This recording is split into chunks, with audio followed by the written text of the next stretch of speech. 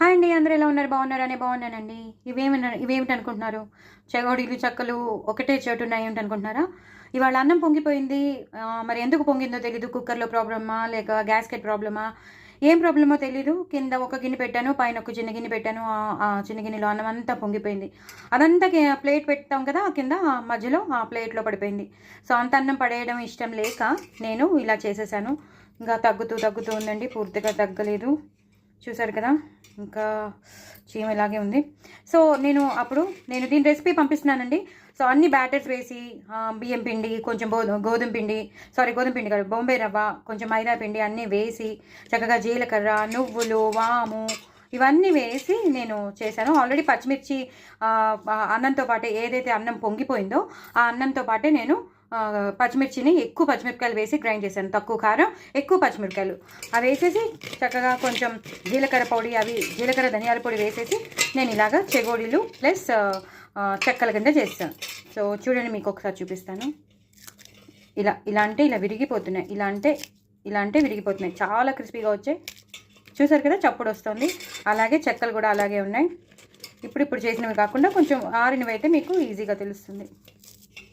ఇలా అంటే క్రిస్పీగా ఉన్నాయి, చాలా క్రిస్పీగా ఉన్నాయి, చాలా క్రిస్పీగా ఉన్నాయి. చూసారు కదా, చప్పుడు వస్తుంది. అంత క్రిస్పీగా ఉన్నాయన్నమాట. సో మీ ఇంట్లో కూడా ఎప్పుడైనా మన ఇంట్లో కూడా జరగచ్చండి. అన్నం పొంగిపోవడం అనేది సహజం, లేదా అన్నం మెత్తగా అయిపోవడం అనేది సహజం. కాబట్టి అప్పుడు మీరు నేను చెప్పిన రెసిపీ, నేను వేసినవన్నీ వేసుకుని చేసుకోండి. చాలా టేస్టీగా ఉంటాయి.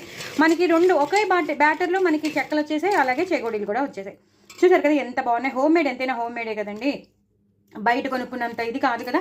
సో హోమ్మేడ్ ఎంతైనా బాగుంటాయి. చక్కగా ఇలా అంటే టపక్ బడే అంటున్నాయి.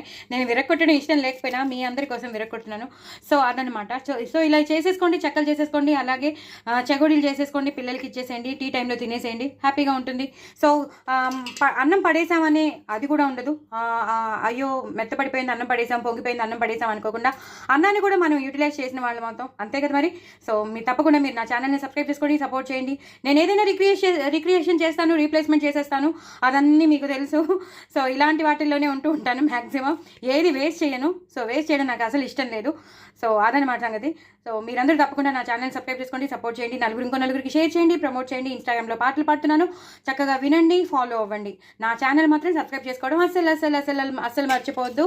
అలాగే కొత్త వాళ్ళు ఎవరైనా ఉంటే వాళ్ళు కూడా. చూసారు కదా, చెక్కలు ఎంత బాగున్నాయి, నువ్వులు కనబడుతున్నాయి, సూపర్బ్ ఉన్నాయి. అలాగే చెగోడీల్లో కూడా ప్రతి నువ్వులు కనబడుతున్నాయి, సూపర్బ్ ఉన్నాయి, చాలా బాగా వచ్చాయి. అసలు నేను అనుకోలేదు ఇంత బాగా వచ్చాయని. అయిపోతున్నాయి, ఇంకా చెప్పొద్దు, అంత బాగా వచ్చాయి. సో మీకు తప్పకుండా చేసుకుంటున్నారు, నా కామెంట్ బాక్స్లో పెడుతున్నారు. నా ఛానల్ మాత్రం సబ్స్క్రైబ్ చేసుకుంటున్నారు. బాయ్ అండి.